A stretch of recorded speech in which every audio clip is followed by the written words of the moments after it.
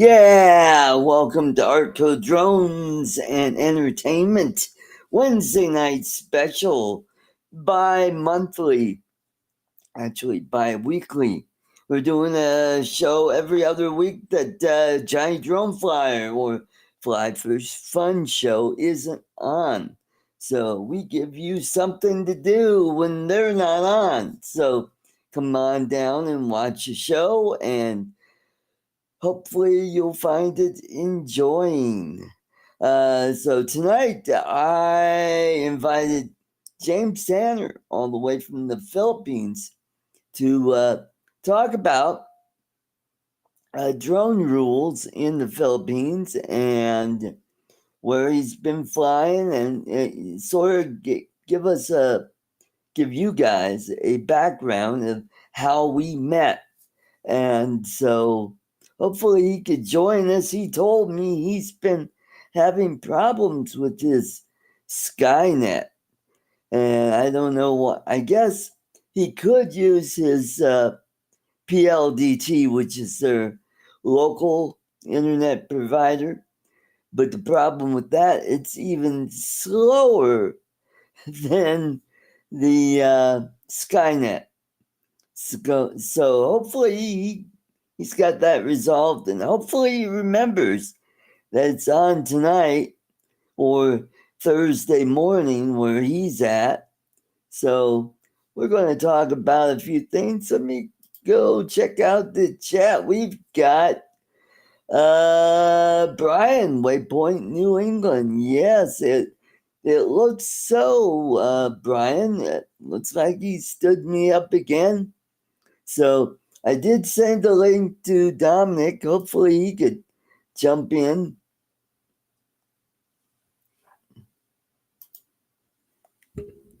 All right.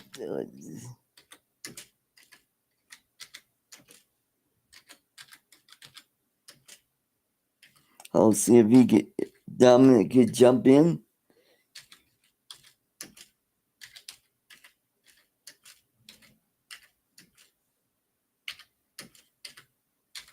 Alrighty. Nothing like having being prepared, getting everything set and working. Sebastian Cristobal. Okay. Welcome. All the way, I believe you are from Brazil. I've seen you around a few times. Glad that you are here. Hope you enjoyed it. I do have a couple videos set up in the queue. Something a little different, other than my Philippine videos. Something a little different. I think you'll enjoy these. So I'm going to sit here. I sent a link to Dominic. Hopefully he could jump in and help me out here. So why don't we play a little something that I've got in the queue? Oh, yeah. This is from the Philippines. This is an interview I did with a YouTuber out there, and her channel, she goes by Purple Shadow. And I've known her for several years. Her sister used to live here in Colorado. And I don't know, sadly, or maybe in a good way, she divorced Bruce and has remarried someone in Maryland and is now living in the Baltimore area, I believe. So let's watch the interview I did with Purple Shadow.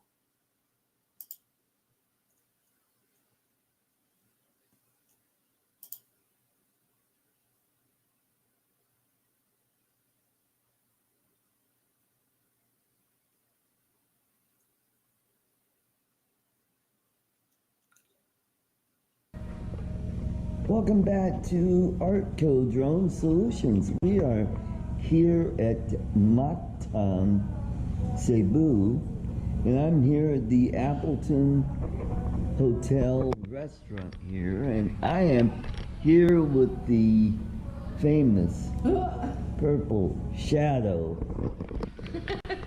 Famous. Hello. And what is your channel about? Well, my channel is actually all about the Philippines. So, activities, charities, real estate, my travels, short travels, when we drive our motorbikes with my family.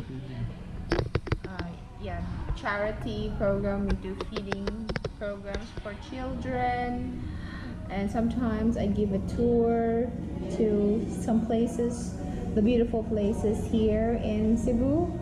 So yes, that's it. And if you ever come to Cebu, just we can actually have a quick meeting, or I can show you around, but please do that on a weekend since I have jobs. Jobs, so it's plural. Yes, that's it. Thank you, Art, for having me. Well, there you have it, the effervescent Purple Shadow. Thank you for collaborating with me on my channel, ArtCo Drone Solutions. Stay tuned, we'll have some more video coming up and maybe some more drone footage. Take care and keep them flying.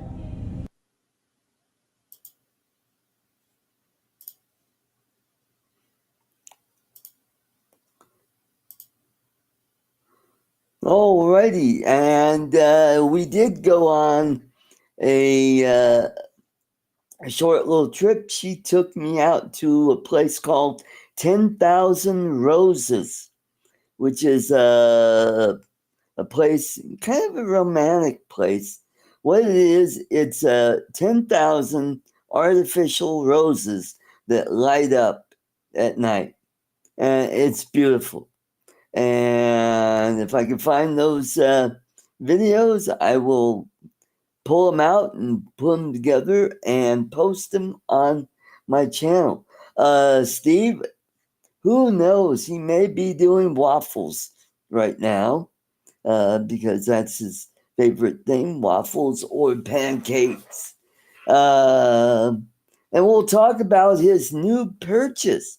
He just got a pool table that he ordered online and had delivered, and he did a video. If you go check out his channel, My PI Dream, and that's his latest video where he does unboxing, and you get to watch him put this pool table together.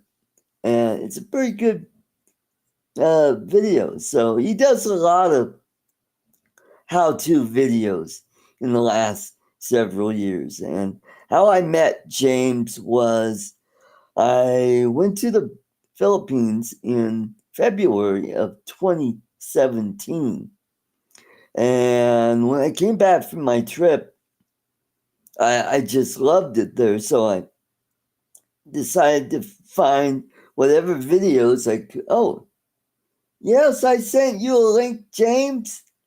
It's right there in the Facebook Messenger. I'll send it again. And let's see. Alrighty.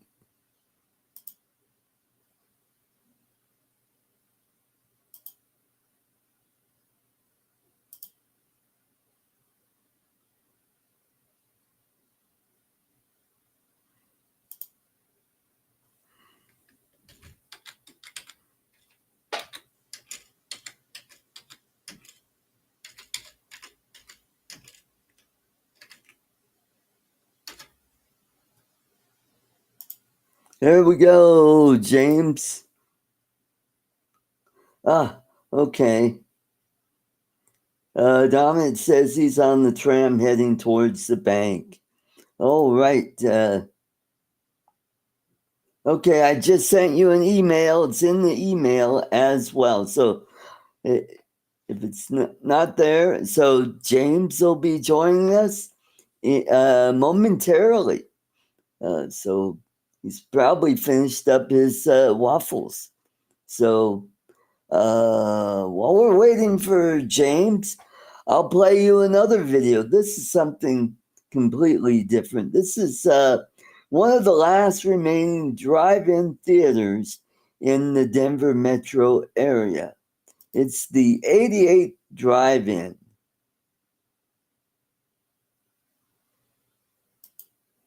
in Commerce City, Colorado.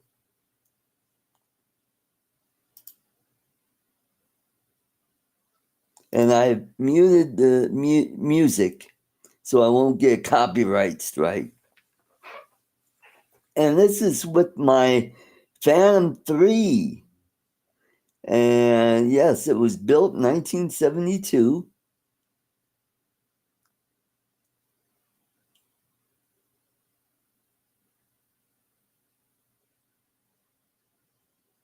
One of 7 still operating in Colorado.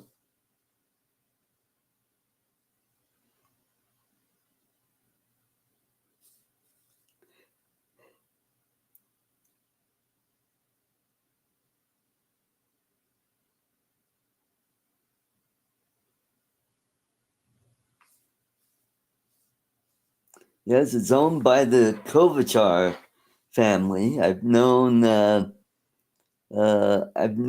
owner for almost 12 years, maybe more than that. Let's see, I've known her since 09, so shoot.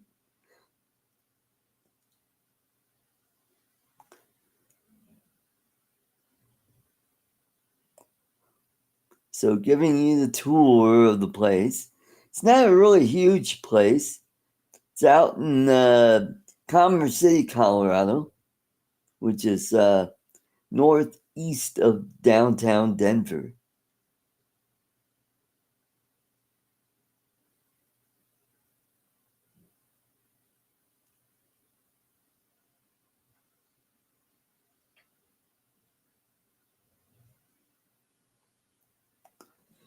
So this video is pretty old. It's like one of my first videos with the drone.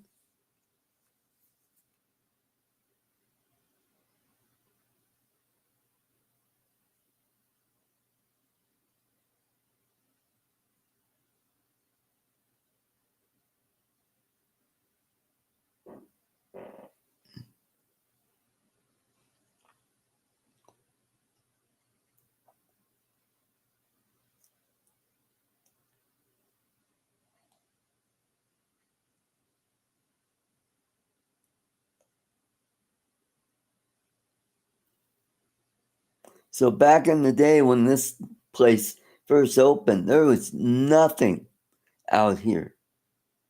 It was all farmland out here, except for the grain mill over there, and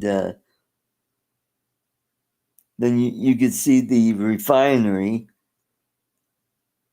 That was all farmland back in the day.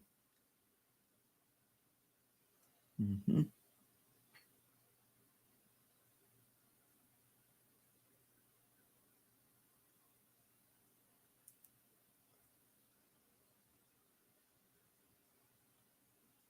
And that's a brand new screen at that time.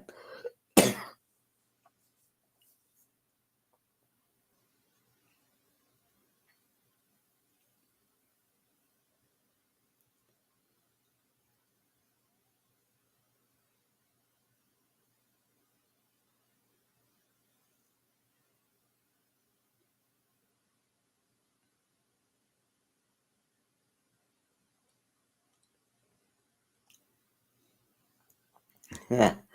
And you could see me there with my controller, and I had a little carrier to put the drone in, and there's my old Ford Tempo. And you can see it's the end of the winter time, and the owner or the manager of the place is in that house right there. I think that roof needs be repaired.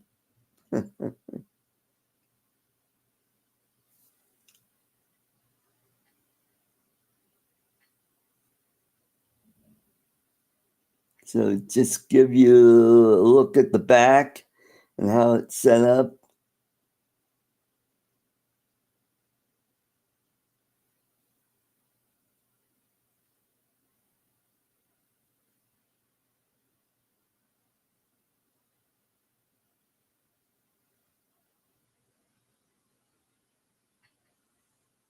Hmm. There's the ticket shack.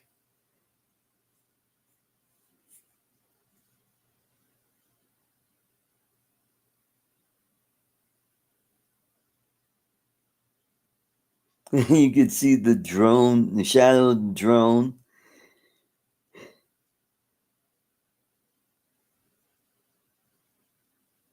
You can see all the posts where the speakers are.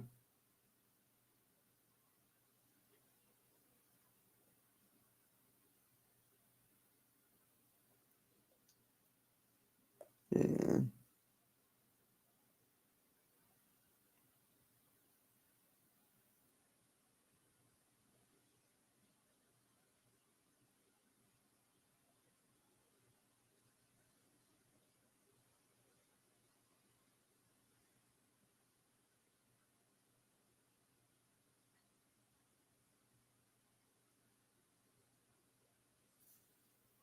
there you go. And there's my homemade landing pad.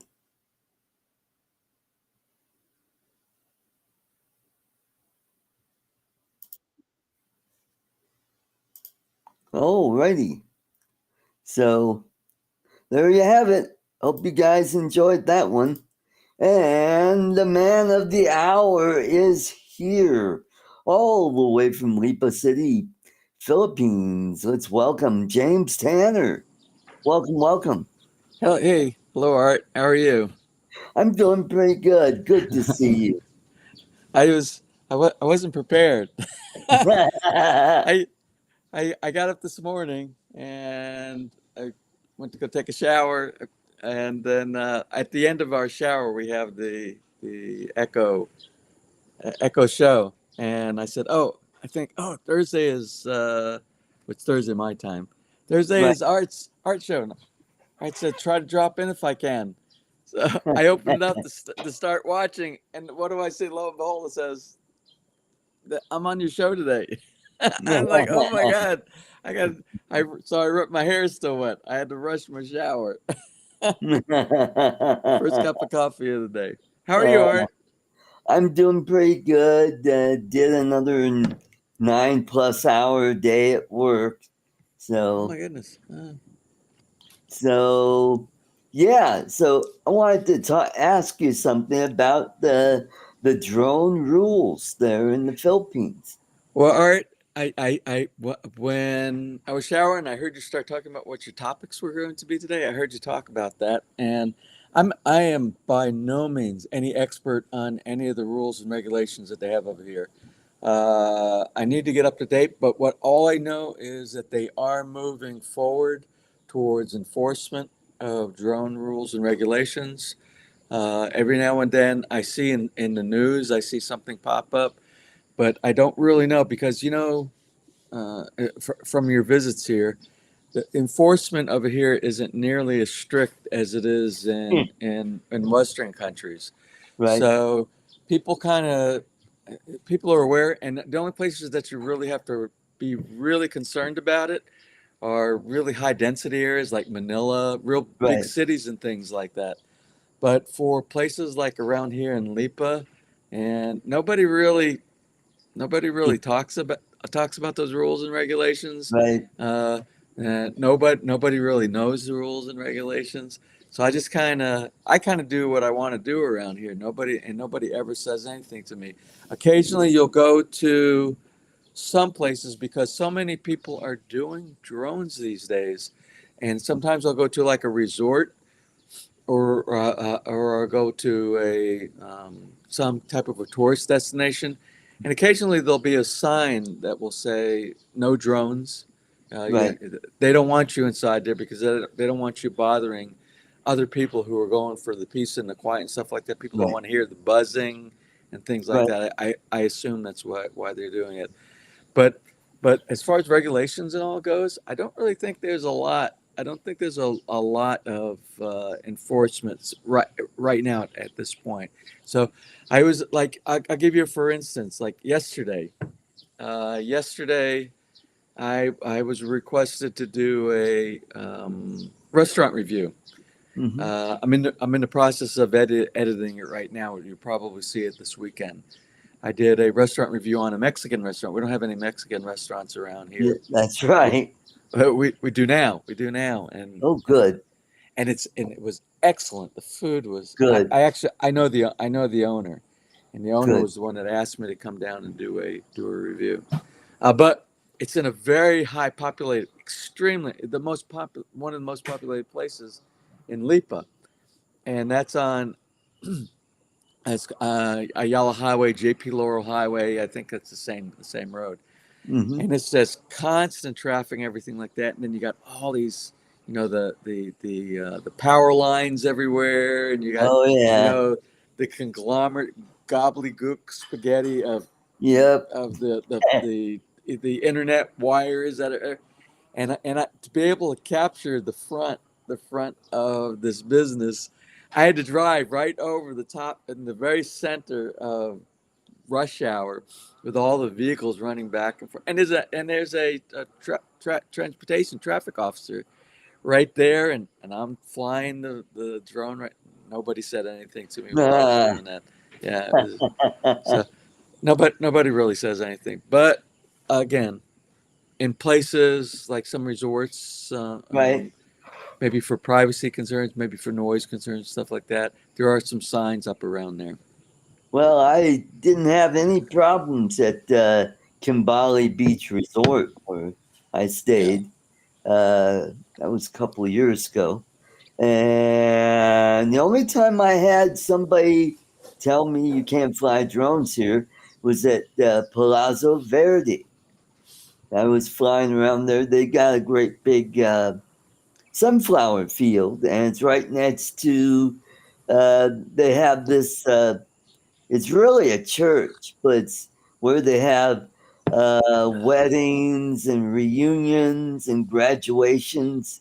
There, it's a great big place. It's a lot of glass there. So I was flying my old Avata drone. First time I met you, and I was flying around there. Got some good footage. I was just coming back, and this guy from the church or whatever came over and was telling my friend Nancy, "You can't fly here." And I was just coming back, and I go, "Oops, okay." So I landed and got all my stuff together, and yeah, we left.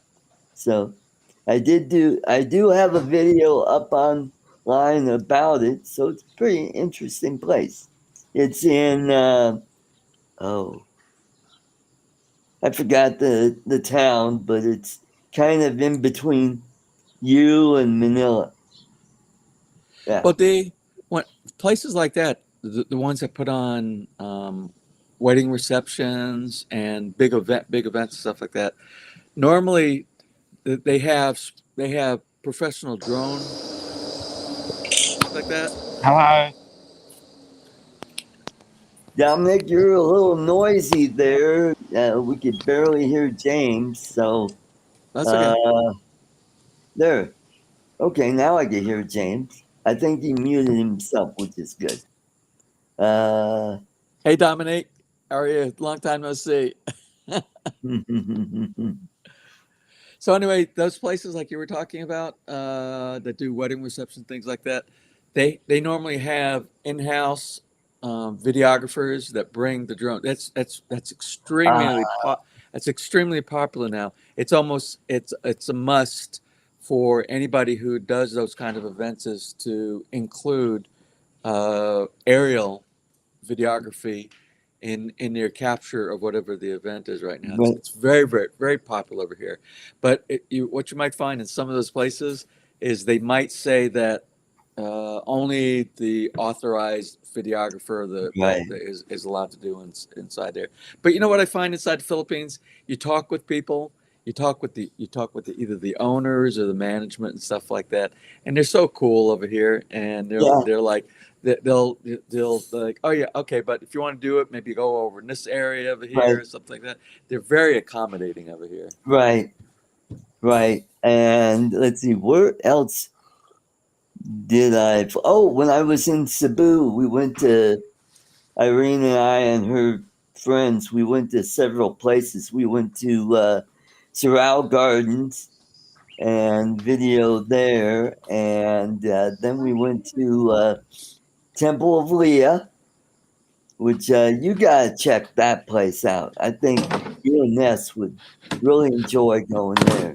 Speaking of Ness, Oh, now she's like, Hey, all right, let's hi. have breakfast. Ness, Ness, Maga. yeah, she can't hear you. I got my earpods. Oh, My earpods in okay. right now, but Let's have she's breakfast. got she's got breakfast. Oh, okay. I can smell the bacon already. Well, she got actually what she did this morning. It's avocado. Avocado Ah, with eggs. We've been pulling avocado from our tree, our avocado tree. I probably pulled the other day. I think about 15 ooh, really big ooh. avocados, and it's like certain things around here when it's harvest time. Oh, yeah, You're eating like crazy, and right. Hmm. Scrambled avocado with eggs. With eggs. Scrambled eggs with avocado. Sorry. Ah, okay. Good, good, good. yeah.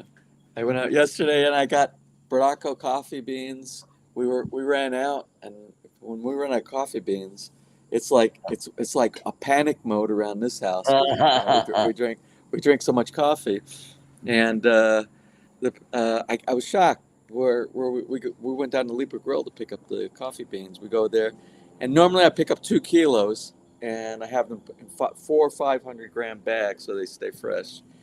And so 2 kilos will normally last us a couple months. I mean, No? I know it sounds like a lot, but we entertain a lot here, Yeah, and so we're making a lot of coffee for friends right, and guests that come over. Plus, every morning I drink 2 cups of coffee every morning, and then in the evening time, watching TV or something like that, I'll make like a cappuccino or something like. So we make a lot of coffee here. But what I noticed is the price of coffee here is go every time I go there. Every single time, the price is going up and up. And last night shocked me. It went over. It went over. It's cheap compared to U.S. prices, extremely cheap. right. But for prices around here, it went over 700. It was 720 pesos For a 1 kilo. kilo. And Oh, wow. I've been used over the years before. I've been used to paying around 500, around 500, right? Starts with 300, 300, 200, yeah, 300 and something. 260. So Wow. it's like it's more than doubled. The price of coffee is more than doubled over here over in the last Wow. couple of years. Yeah. Yeah, it's gotten expensive here too. So you're paying like $9, $10 for a can of coffee, you know? Mm. And yeah, so I'm out, so I've got enough for breakfast tomorrow, and then I gotta go You want get to some hit more this? I coffee. want to hit. Well, So, I got to have my coffee. I don't know. It's one of the. I'm kind of addicted to coffee. I needed to get my day start. I enjoy coffee, and the Baracco coffee here is just. It's one of the best coffees in the world. I mean, it's right up there yes, it with is. Juan Valdez's Yeah, Colombian, and I yeah. mean Well, it's if I get a Amazon card, I'll get some on Amazon. That Baracco Caping, Yeah. Oh, you coffee. can get it. You Yeah. can get it on Amazon. Oh yeah. I Yeah. bought it a couple times. I think I bought a bag and sent one to my cousin up in Spokane. She really liked it. Well, Baracco is only here in Batangas. No other Right. part of the Philippines. It's Yep. only That's it's what it special. says right on the bag. Yeah. And my concern is a lot of the farms that grow the Baracco coffee here, coffee bean, uh, they're becoming fewer because what they're doing, there's so much development going on inside the Philippines Yes. with housing developments and commercial Right. businesses and things like that. It's really everything is growing over here. It's insane Right. how fast. I don't want to see that. I mean, Yeah, that's right. I retired over here because it's so far Mhm. off the map kind of a Right. thing, and it's so peaceful and quiet, but Hmm. all that stuff is it's like I can feel from the city, from the development, it's moving You closer gotta and move to closer and closer Mindanao. to my backyard. Move down to Mindanao. Go over there by Dipolog City. Uh, Yeah. Hmm. That's nah, where Nelia is living right now, uh, and I thought she's got a head taker down there. you told about Nelia Yeah. Koch's? Oh, yeah. I had somebody who wanted to buy her property 2 weeks ago Oh. came here. Yeah, Oh. I had a subscriber came to visit from, oh, he's from Denmark, but he and his wife and their child, they they're actually living in Sweden. No. Uh, I No. guess I guess life is easier in Sweden than it is in Denmark. He said, Oh. I don't know. We had Yeah. some long discussions Too about close that. to Germany, I guess. Anyway, they came here, and he's a heavy equipment operator. He Mm. does, the big cranes and everything Right. like that. And I Right. guess he has a very successful business in Sweden, and he's preparing for retirement. I think he said his retirement is what, 3 or 5 years? 3 or 5 years, I can't remember. Uh, Nice. so so he's buying up. He wants to buy up some property here, and he came here. Actually, he made an offer to the developer for 5 lots inside. He wanted 5 lots. Wow. The three lots across the street from me over here. He wanted those 3 lots side by side, and then 2 lots to this side of us. But one of Right. them was Neelu's lots because there's only Right. one developer lot that's available, and the lot right next to it is a resale, which is Neelu's. And he made an offer. He made an offer to the developer, but the developer said there's something strange going on with his family's business, the developer's business, and I think the family aren't agreeing to selling lots here anymore or something like that. I don't know what it is. Oh. So there's Wow. so many lots that are still available. There's like, I don't know, 50 lots that are still Right. available, and Wow. they're like on a moratorium. They're not selling lots. So he had an opportunity to sell 5 lots, and he said, "No, we're not selling lots right Oh now." boy. Yep. Yeah. Mm. It's a double-edged sword. Yeah. On one for me on one side, it's still peaceful. No, there's no houses being built up around us. But Right. on the other side, it's kind of nice to have new neighbors, especially from different parts of the world. It would be Right. cool. And he and his family are very nice people. Wonderful. Wonderful. So yeah, so Nelia's got a place down there. She's like really close to her one of her sisters there. So she's got her sister has a farm up there. So Well, she's got, they needed bigger space because yeah, and they didn't need to be like in a community like this that has an HOA that has rules and regulations and stuff like right. that because they want Hmm. to do, she's into the Animal rescue. animals, Yeah. saving the animals and having Yep. shelters and Yep. want like 50 cats and stuff like that Yep. Hmm. and art, yeah. So it was better for them to get that, but Right. there are lots still available though. Yeah. Wow, the flies are starting to come out. Yeah. We've had so much rain, so and Right. we had about 3 or 4 days prior to yesterday where it was just clear. It was very, very nice. But before that, well, one of the reasons I wasn't able, about 2 weeks ago, I wasn't able to get on with you is because we had so much. We had two typhoons to the north of us, Right. and when they go to the north, they pull in the monsoon rains from the South China Sea, Right. and it was there was flooding going on all over. Not Right. here in the subdivision, but Right. it was insane the amount of rain that we were getting around here. Mm-hmm. Where'd all these flies come from? Crap. uh, Oh, you brought the food out. That's why you got the food out. there you go. Oh my God! Hold on, I gotta get a fly. Where's the white fly swatter? Get the fly swatter out.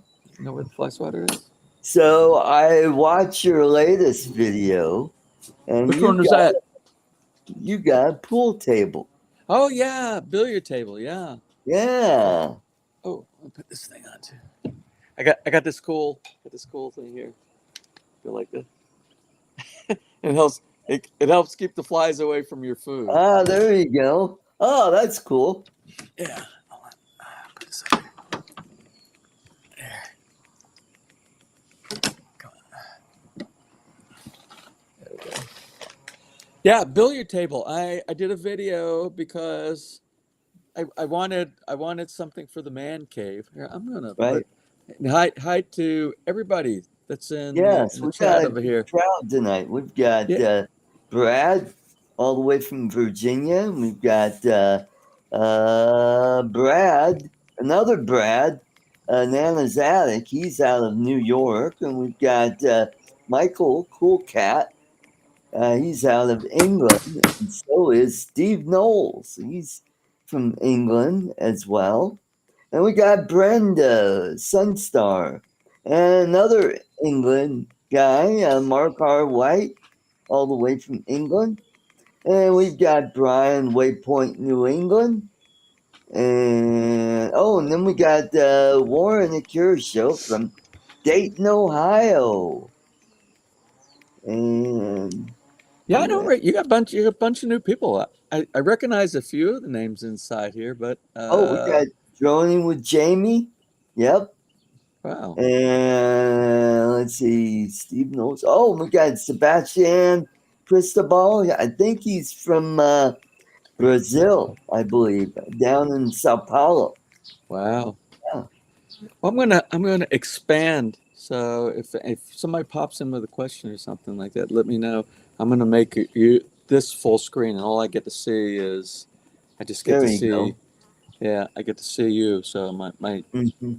it's easier for me to see. I'm on the laptop out here. So what were we just talking about? We were talking about your billiard table. Oh, the billiard And, table. Yeah, how- yeah.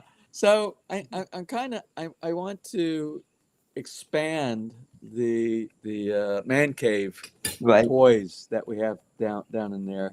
I'm slowing down on some of the big major projects for the woodworking. The Mhm. last one I think this the extension of the patio and doing all the Right. woodwork here.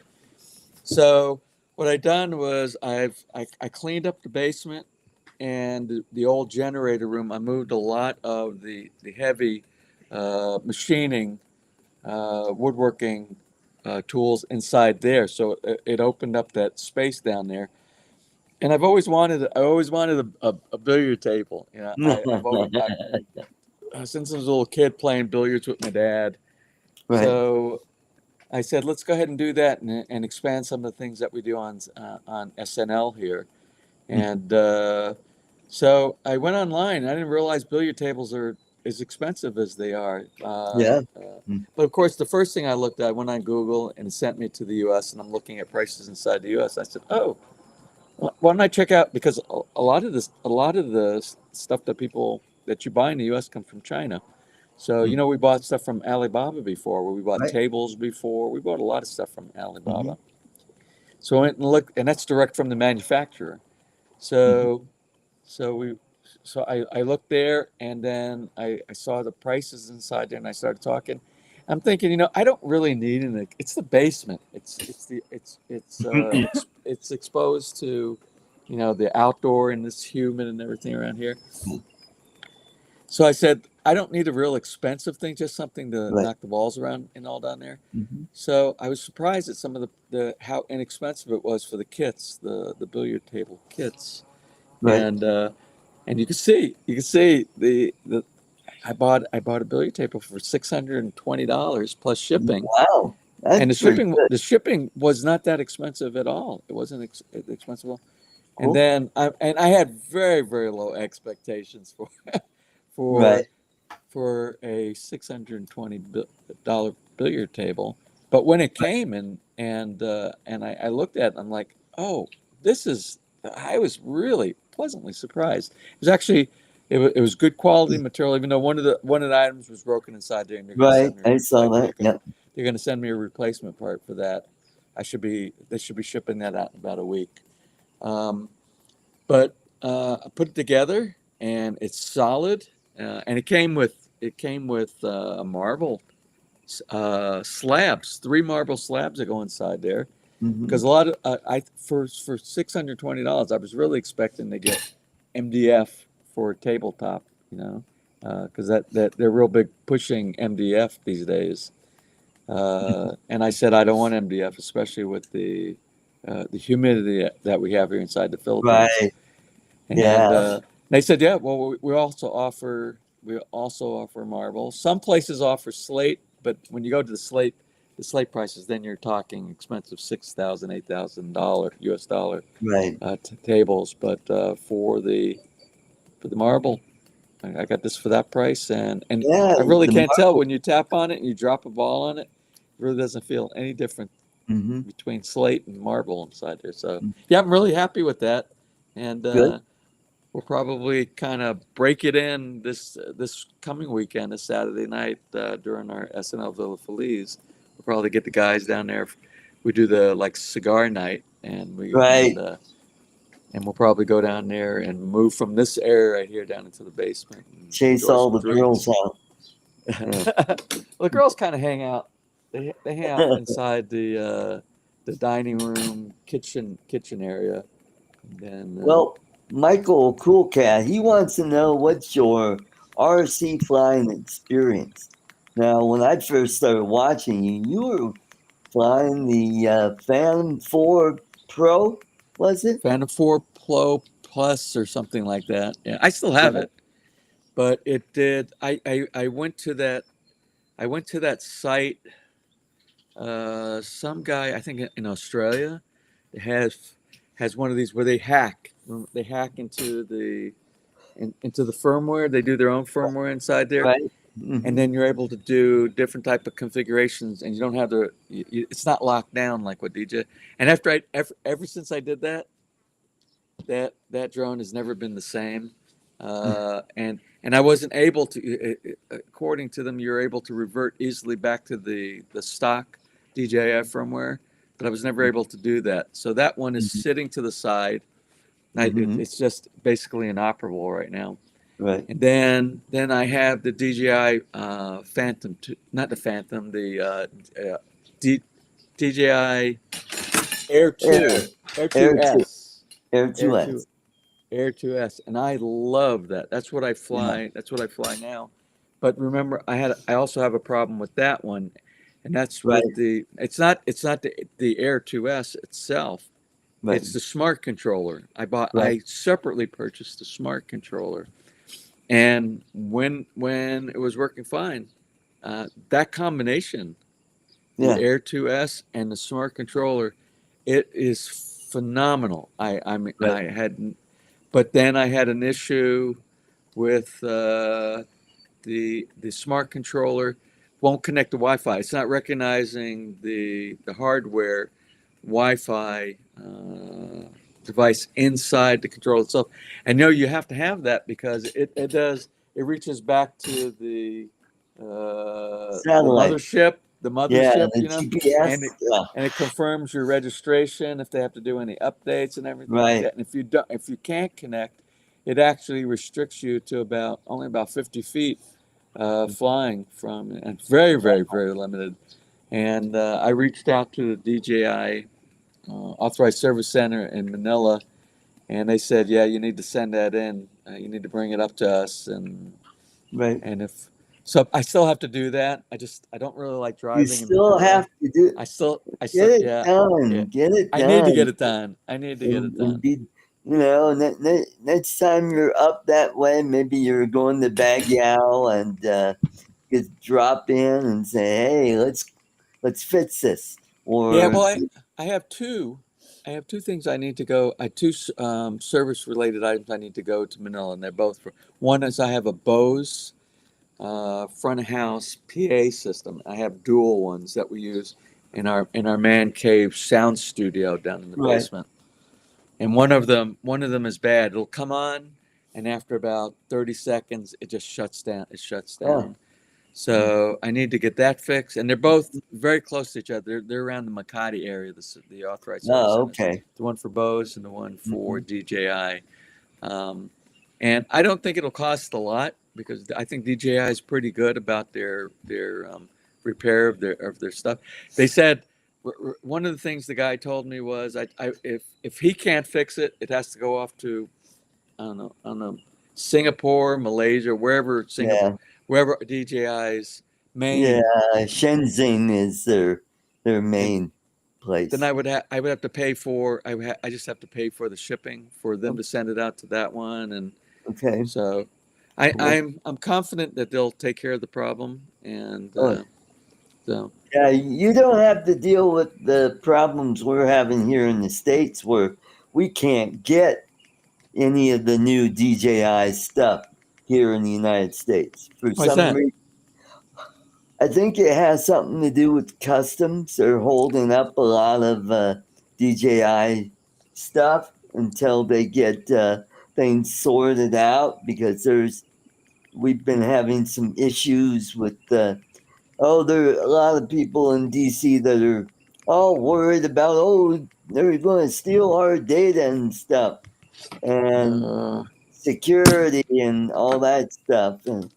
And but now, yeah, the president said, nope, they're free to sell their stuff here. They just they've already worked out a deal with the tariffs, so the price of their drones aren't going to go up, at least not dramatically.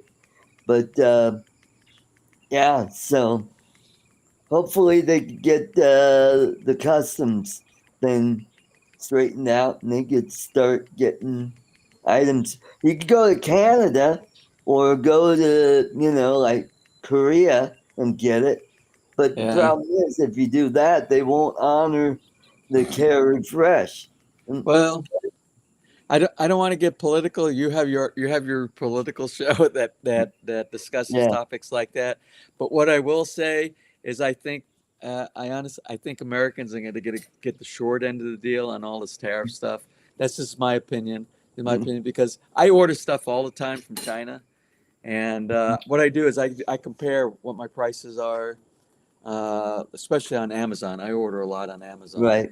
but it's starting to slow down because I'm starting to see, and from third party companies I order from the U.S. and I'm looking at the prices, and the prices are starting to. I can see prices going up. A lot of the things that I order, when I order on Lazada, Temu, Alibaba, AliExpress, Shopee. all the things that come direct out of China, because they're right, they're just an hour or so across the sea from us over Right. here. And the prices, most of the prices of things that I buy over here, they're about half the price of what you pay in the US. Yeah. And Mhm. they're the same product. It's like I think I overheard you saying that I have a problem with Starlink. Starlink is still down, by the way. I'm talking to you Oh, over gee. PLDT. That's our PLDs are our backup, and Oh, that's how I'm able to talk to you oh, right that's now. good. But and I'll talk about Starlink here in just a moment. But I went to get I have a new I'm gonna have to talk about it right now.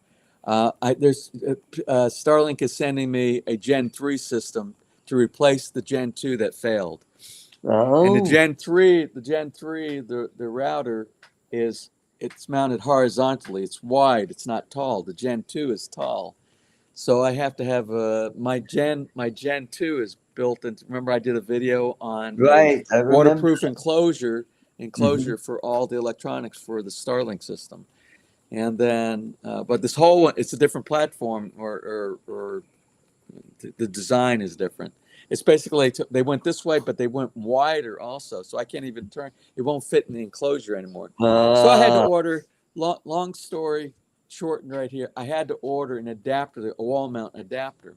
So I went on Amazon, and I looked at the price on Amazon, and it's a plastic. It's probably a 3D printed type of a kind of a thing. I'm sure it is.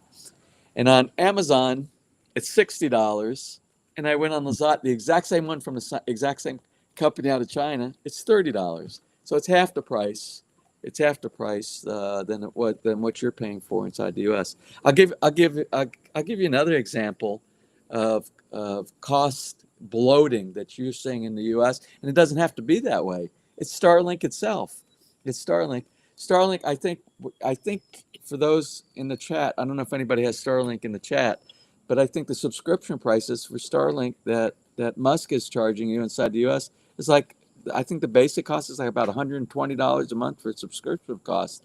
wow. The In the Philippines, I was paying the heat. It was like about 30. It was 2,600 pesos. What 20? No, but 1,000 it was about 900. 30. It was around $38. I was paying about $38 a month for my subscription prices. What Musk was charging the Philippines. But right immediately after, and again, I don't want to get political, but immediately after Musk and Trump started fighting with each other, Right. immediately after, and Trump said, "You're no longer part of my whatever my Well, my." So actually, as his soon as job was expired. That's why he left. so right after, and they were doing all this fighting and stuff like that. Immediately after that, I think Musk was trying to Recuperate. recuperate some of his losses with Tesla and all the stuff that was going Right. on from the bad Hmm. publicity, and he raised the prices. For I've had Starlink for 2 years here in the Philippines. Two Right. 2 years. I was the first. I think I was the first person in Lipa to get Starlink. I was on their waiting list forever. Right. And for 2 years, the prices were very like $38. And Hmm. then and they right after that fighting, there was a big announcement that we're raising prices in the Philippines. Mm. And then, but it still isn't. It's still, even though they raised prices, the prices are still only, it's right around $60. So it's still Well, half the price. It's still mhm. half the price. So there are prices that are popping up because I think a lot of people know they can get it, but I think they're unfairly and unjustly raising prices, and the American consumer is Right. paying for, because they're not charging those prices to people elsewhere around the world, Right. especially here in Asia. So anyway, uh, but yeah, the pricing here is very affordable. Right. Yeah. Good. Good. Good. Good. Also, what I wanted to talk about was how I found your channel. Give us a little synopsis, or how your channel got started. Because when I started watching your channel, I noticed you used a drone, and I thought, oh wow, so that even drew me in even more to your channel, because we got to see you build your lovely house there from a hole in the ground, and you Yeah. used a lot of drone footage, which I think really added a lot to Yeah. the build. Yeah, well, I think at that time, because that was 2017, at that Right. time, nobody was doing that. Nobody was doing that. I was actually, how it all started. Ness and I bought this property in 2010. Hmm. We purchased a property in the subdivision. We saved up for that, and then we saved up from 2010 into 2017. We were saving up the money for the construction. So 2016, between 2015 and 2016, I was deployed to Afghanistan as a defense contractor. I was supporting U.S. Army intelligence over in Afghanistan. And I said, well, this is a good opportunity. While I'm my free time in between actually doing what I was supposed to be doing over there, working on my equipment when things broke, all the time that my free time when nothing was broken, I said, I'm going to research YouTube and Google and try to find other vloggers that were building inside the Philippines, so I can get some tips. My background with construction is basically my father was a contractor. He built houses, but he built houses inside the U.S. And of course, everybody knows most houses in the U.S. are built out of wood. Wood. The construction techniques in the Philippines are not wood. They're all 95% of the houses over here are built out of concrete and steel reinforcement, rebar. So I said I'll just hop on and I'll get some pointers and tips and stuff like that. Well, I was shocked to find out that there were zero channels that were dedicated to construction inside the Philippines, home construction inside the Philippines. So what I decided to do was I decided to create my own channel, and while we were building, just document the building phases so that somebody else, because I knew I couldn't be the only one that was looking to how to build a house out of concrete and steel reinforcement. So I decided to dedicate the channel to that specific theme. Right. And then that's how it started. So what I ended up doing is every single day on the way coming into work was a build day. Every day that they built here was a build day. So if you looked and you see on the channel, you see build day 79. That was the 79th day of actual building. We never missed any single day of building, unless I happened to be away for like purchasing materials, some of the materials, because there were certain things that the contractor wasn't able to buy locally, so I would drive up to Manila or down to Batangas City or something like that. And but other than that, pretty much I covered pretty much every single day, and I would be here about a half hour before the crew started working. Right. And then when they finished at the end of the day, I would leave about a half hour later at the end of the day to go back. I was living in a small apartment inside the barangay here. So, and it ended up being it ended up being a very, I didn't realize it at the time that it was going to do that, but it motivated other people to do similar channels with building with their building and stuff like that. And now you could probably, there are dozens and dozens of channels that are dedicated to the build and of their homes here inside the Philippines. So, well, and also what separated your channel from other build channels is you actually got to meet some people on the way to your build. And I think that interaction made your videos even more interesting. And we all got to meet Amber.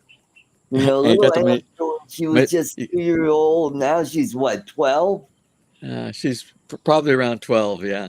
And she was only probably around 5. I maybe around 5 at the time. 4 or 5. Yeah. 4 or 5. Yeah. But it ended up turning into like a not just a home build series, but you got to experience the real the real feeling for what it's like to live in the Philippines, and you got to meet the people, because it's about 2 kilometers from our house. If you walked it from there all the way to walking through the subdivision here, it's about 2 kilometers. And I would walk from my small apartment in the barangay, and I would walk here. And on the way, like you said, as I was going, and in the evening going back, I kept my GoPro with me, and I had it like That's right. right here on my backpack, and I kind of like had it. And I would stop and I would talk to all the locals Yep. inside the community, and it ended up turning into something very unique, I Hmm. think.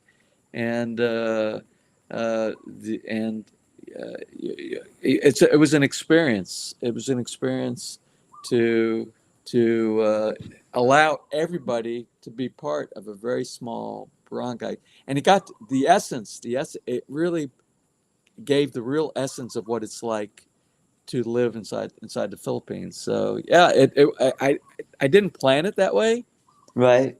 but it worked out. It worked out really, really Hmm. nice. And you got to show us the surroundings from your apartment to your build. You got to see the what Mount Moriah, Moriah. Mount Meloriah, Oh, and Mount Mokulok, which is Mount okay. Mokulok is also right next to Taal Lake, where Taal volcano is. And Right. that we did many of the videos we did. Well, I won't say many. We probably did around 5 videos out Right. at Taal volcano, and we Oh, did. I mean, one of my most successful videos was in I think we did it around February of 2020 when the volcano blew. The volcano blew yeah. in January of 2020, January. Yep, I remember. and Hmm. and we're 21 kilometers away from the here. Our house is 21 kilometers away from maybe 8 or 10, between 8 and 10 miles away from the volcano, but yet we got fallout from the volcanic ash fell all over the roof of our house and all around here. Luckily, the winds were blowing north, and to the west, but it was devastation when that thing blew. I Right. mean, it was. So we did a video 30 days after the big event, the big eruption of the volcano, and that was still they were in lockdown. They were in lockdown over there, Yeah. but we did I don't know for the people who are in the chat, I don't know if they're aware, but I also am in Rotary, the Rotary International, and I'm with Rotary here in Lipa, Rotary Club Lipa South. And during the eruption and for several months afterwards, we were working with evacuees from that area, and we were providing food and clothing and medicine and medical attention and things like that. So 30 days after the eruption, we were doing an event in San Nicolas. San Nicolas is on the south side of the lake and the Right. volcano. And when we finished that event, Ness and I said, you know what? We're going to try. We're going to try. We had our Rotary shirts, and we thought, well, maybe that would give us a little bit of leverage to drive through some of the roadblocks and some of where the lockdown towns were. And it really didn't help, but we actually found some back roads, and we actually got within, I'm going to say, I don't know, 10 or 11 kilometers of the center of the volcano. We got to the closest point, let's put it like that. The Right. closest point on the mainland outside the lake, because the volcano, for those who don't know, is inside the center of Taal Lake. So Right. Taal volcano. So we Hmm. found the closest point, and then we did a drone video from there. And at that time, the DJI Phantom 4 Plus would fly about 10 or 11 kilometers. So we Hmm. drove right over the center of the volcano, right inside. We went inside the Yep, I volcano, remember that. Yep. and you could see all the water boiling and all the stuff coming up from inside there. And that actually, Mhm. that ended up being a very, very successful video that we did. That actually got international acclaim. We had we had we had Oh, motion picture studios and teaching institutes that reached back to us requesting if they could use the drone footage from that for some of their teaching lessons and from some of their documentaries and stuff like that. wow, wonderful. So if you get a Wonderful. chance, for those who haven't watched that, if you get a chance, go back to around, it was around February of 2020. Check that video out. Very, very good video. There you go. Ah, So you've done that, and your house is all built, and then you decide, oh, we gotta have a swimming pool. Got So a you swimming pool did a swimming pool build, during the and pandemic. During the pandemic. that's right. And then you said, you know what, this, you know, Bahe Kubo is too small. Let's build a pavilion. We So built, you yeah, we built built, that, yeah. and then it led to, you know, improvements you done on the house, and what else did you? Oh, you did some trip videos. You went to Palawan. And, Palawan, we went to Palawan. We did. I don't think I still have the raw video from the second time. Our daughter from Hawaii was visiting, and we did a video the second time. I still have the video. I haven't edited that yet. there But the you go. first time we went to El Nido, and we brought the drone. We brought the Corona, drone, yeah, and that was the Air 2S that we brought down there, right. and it was apps. That was, I think that's one of the most beautiful places that Oh that yeah, we've been to so far mhm, inside the Philippines. Yeah, the islands. We did island hopping down there. We took the boats right. out. We did snorkeling. We did what's called glamping, glorious Oh camping in yeah, on the beach. Yeah, glamping. Yeah, yeah, yeah, glorious camping. Yep. yeah. Uh, so yeah, another place you gotta go to is Mindanao. You need to go to Davao City We and will. We will. That's that on our place bucket. out. And then it's a short ferry ride over to Samal Island. There's some stuff to see there. The Bat Cave. Well, your video at the Palawan reminded me of the Bat Cave there. But Yeah, I've yeah. got a video on that as well. I And saw that. I saw your video. I saw your video when you went there. mhm. Yeah. And yeah, Davao City, they say, is one of the safest big cities in the Philippines right now. Well, Yeah, in Mindanao, everything on the east is safe. yeah, You don't want everything. It's extremely dangerous. Extremely dangerous to the west in Zamboanga City, in the right. Zamboanga area inside there, Mm, because Well, it's real big with kidnapping Westerners, foreigners, well, and that's where Nelia is. She's up in Dipolog, which is, Zamboanga del Norte. well, if, And if if you're Filipino, you don't really have to worry about it. yeah, But if you're a foreigner, you have to be extremely, extremely I, I careful in that was area. I was in Talinga, which is about an hour and a half away on the coast. Never had any problems there. The people were just friendly, Yeah, really nice people there.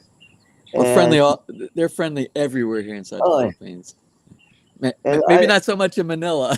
yeah, But I, Manila it's a yeah, different place. It's so mhm, different from the rest of the Philippines, and it has to do right, with the congestion and the traffic. Like any right, big city anywhere, a lot of people are indifferent sometimes up there, but right, not everybody. But that's where you will find it.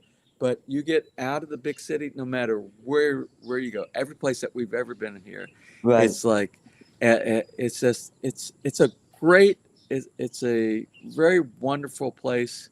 It's a wonderful place to retire. hmm Everybody, you walk down the street, no matter what, everybody is walking out, everybody's smiling, got a right, huge smile, hmm laughing with each other, joking with each other. It's just, it's a good feeling. It's very yeah, relaxing. yeah. I loved it there. I've been there 3 times, and every time I'm there, I just feel the stress just It's melt away. gone. There Yeah, is it's no, gone.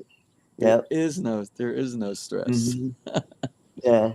I mean, do I miss stuff that, in the US? Sure, I do, but I kind of like the peace and quiet and kind of the slow down nature there in the Philippines.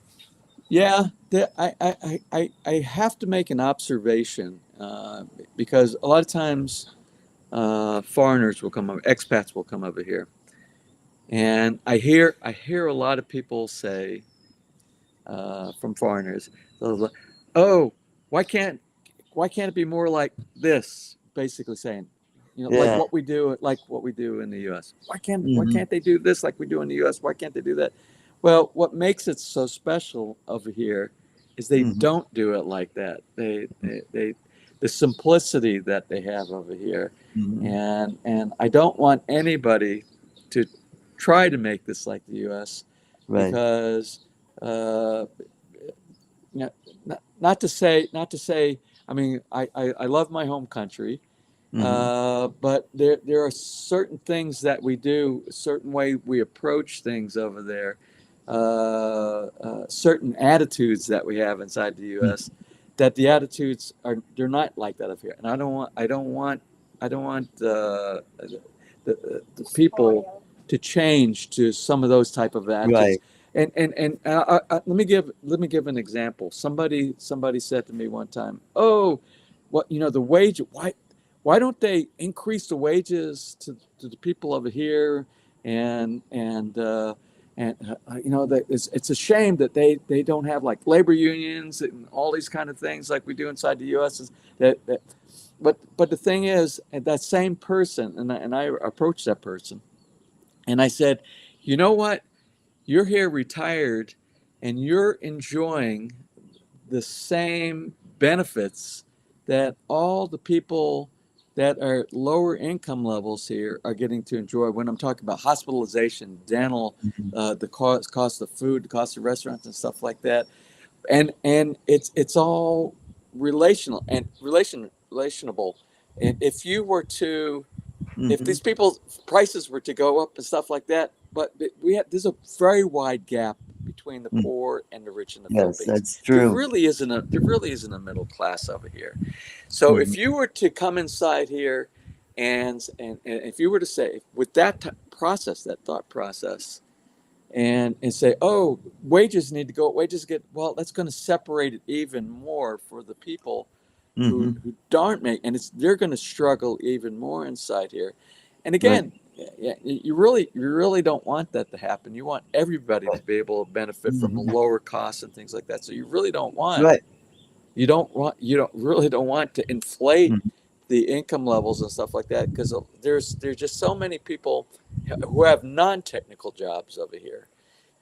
It's like for us, we have a gardener. Hmm. And we have a housekeeper that comes in once a week that does housekeeping, and they're non-technical skills inside here, Hmm. and their wages are lower, but it's also their cost of living is lower, Right. and we get the benefit from those. I Right. talk about some of the areas I focus on our vlog is healthcare inside the Right. Philippines, Hmm. and the price for our healthcare we don't have. Although I'm over 65, I'm on Medicare. I'm on Medicare, right? Right. But we don't get Medicare Part B. I opted out of Medicare Part B Yep. because Medicare Part B would have inflated our monthly costs, our obligation for the insurance payments for Medicare Part B. It was from what we were previously paying. Hmm. Uh, so much. It's just like 15 times what were paying before. Hmm. So what we do is we pay for PhilHealth. We have PhilHealth Phil here. Hill.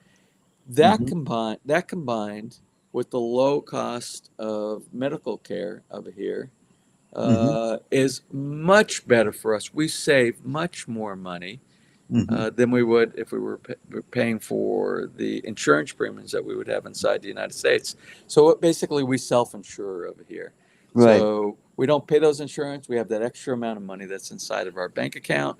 When we go to the hospital, we just pay cash. And I'm just going to make one example because I don't think a lot of the people who are watching right now, the people that are in the chat and the people who might watch later on from your recorded video here on the channel, Right. I'll just give one example. I spent 5 days in a hospital in February. I had hernia surgery. Right. I don't know. I can guess what it would cost if you didn't have insurance and if you were paying out of pocket inside the U.S. But tens of thousands of dollars for five. I spent 5 days in the hospital, and hernia surgery.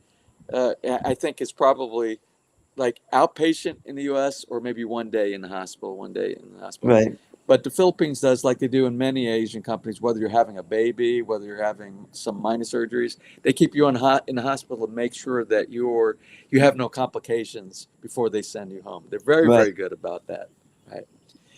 So I was there, and I didn't have where they stick the little, make a little tiny hole Oh, the little endoscopy. robot. Yeah. Yeah, the little thing that goes inside. They actually, it's like a C-section I got where they went inside Mhm.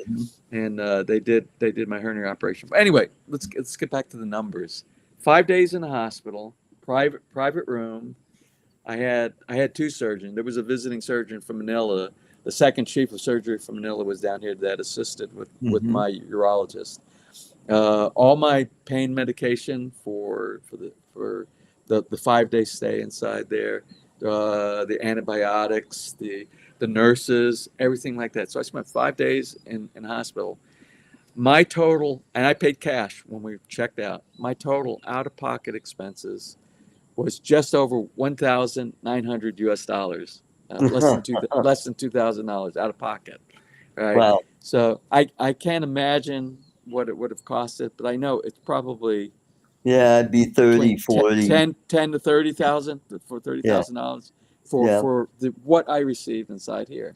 So this is why I'm saying you really, I'm paying the same prices that the people in the barangay are paying. They have to keep the costs low so that people can afford the insurances over here.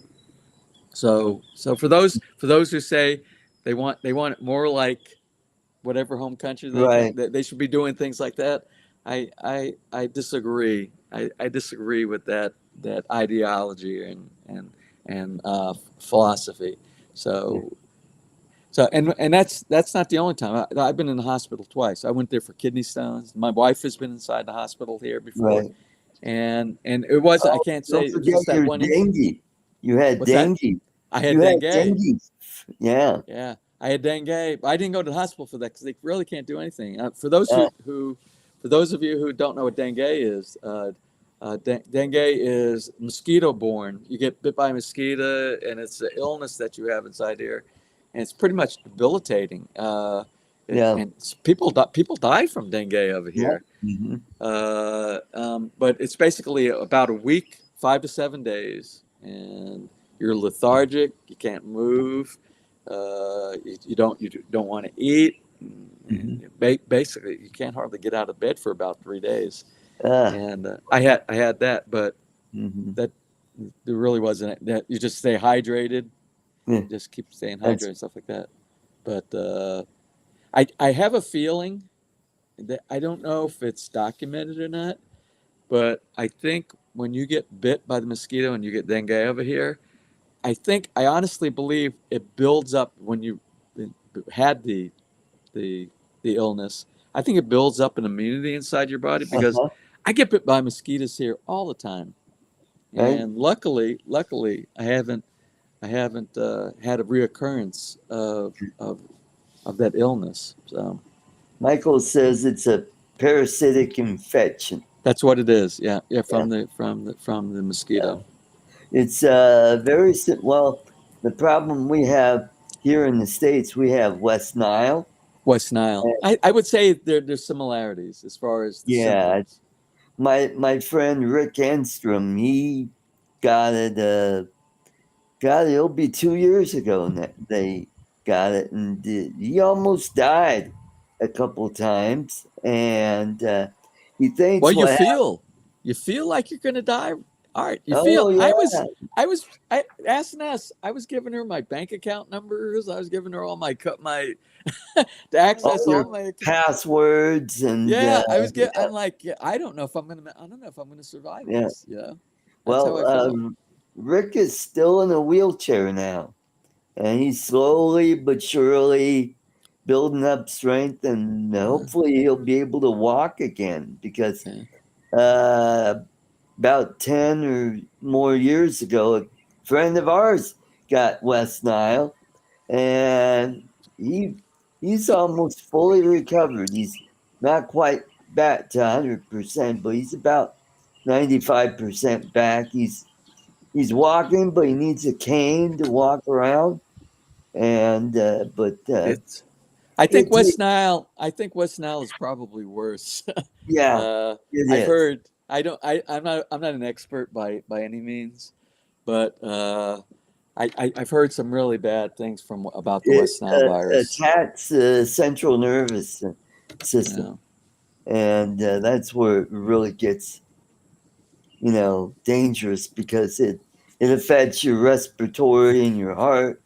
And boy, once that's gone, well, you're all gone. But luckily, they Hey, were able to, revive him and keep him going.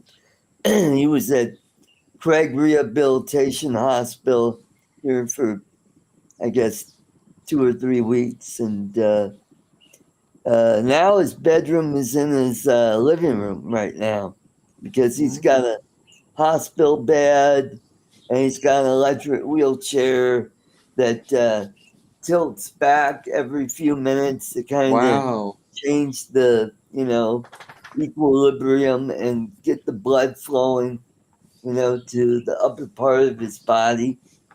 Yeah. Wow. So, Wow. yeah. Oh, there goes I was Dominic. just getting ready to say we need to let Dominique speak. Yeah. Well, he's outside and we get a lot of wind and it'd be really noisy. And oh, there's Hapone. Upon you want to say hi to everybody? Say hi to Hello. everybody. Say hi to Hello. everybody. Huh? Woof, Not woof, me. woof. You go. Here, over here. Over here. And uh, so yeah, so hopefully he'll make a full recovery. He's pretty much retired. His wife runs the his wife and his son run the business right now. Okay. He's got Yeah, I the was going to ask you, is he still doing the candy, all the yeah, candy they've stuff?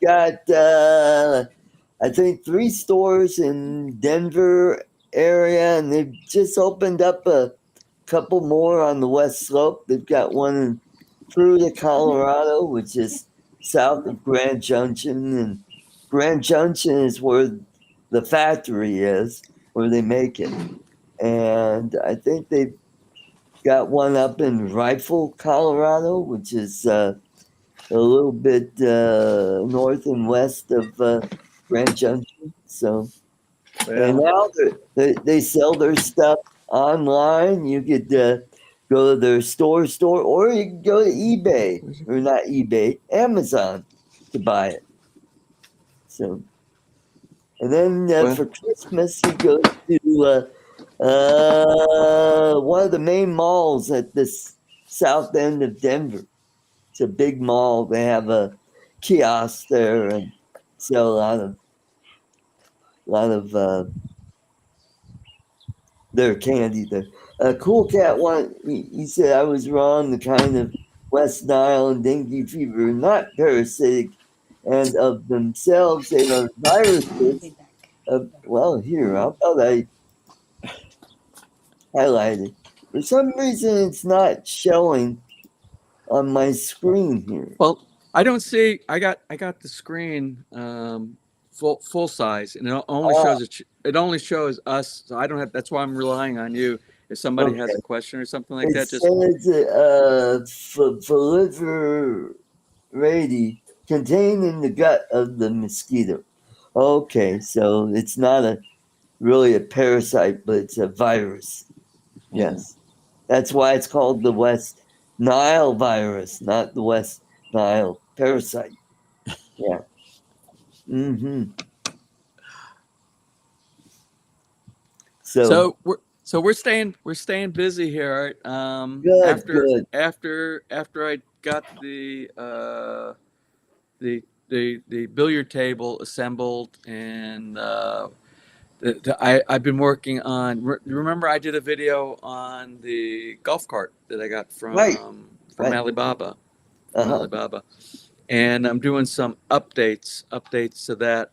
The Android head unit, the media head, it's very minimalistic.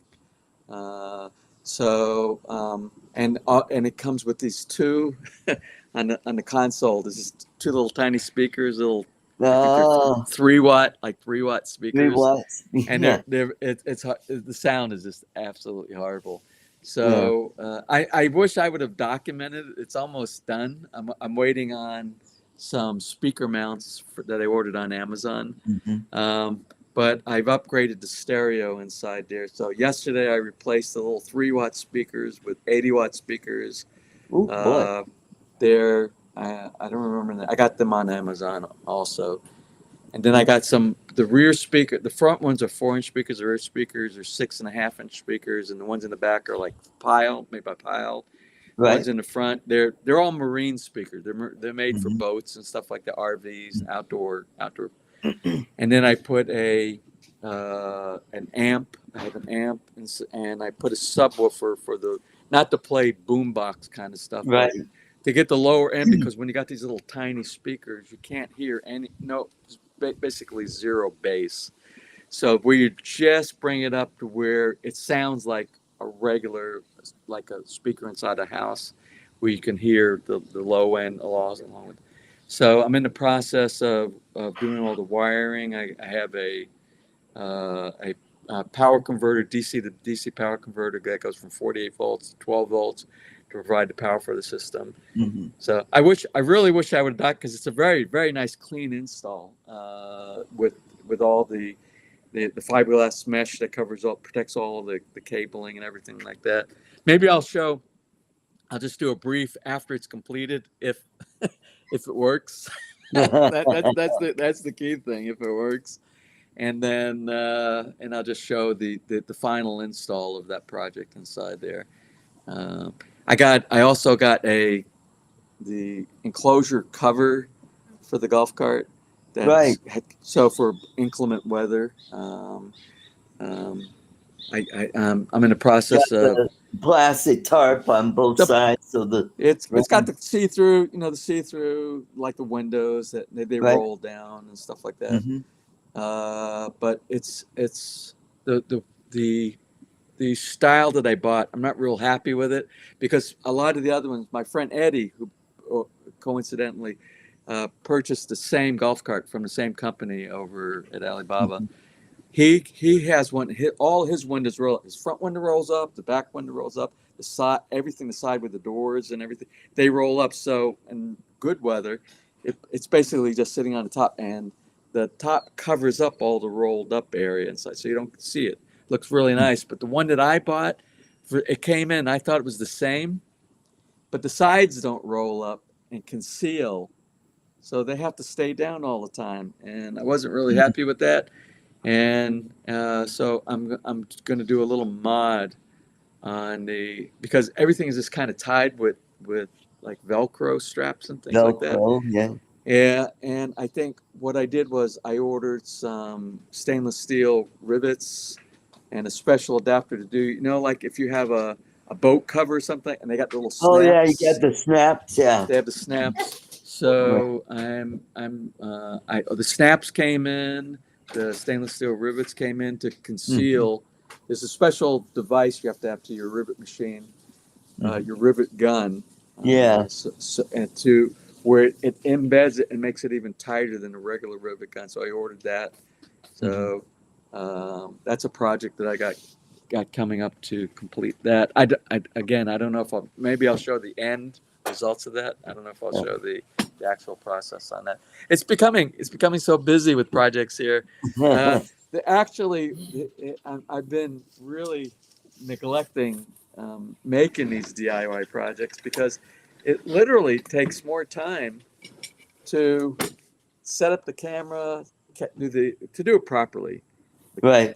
The angles, the dialogue that needs to be done during the explanation of the video, the post editing and everything that you need. That takes more time than the actual project does.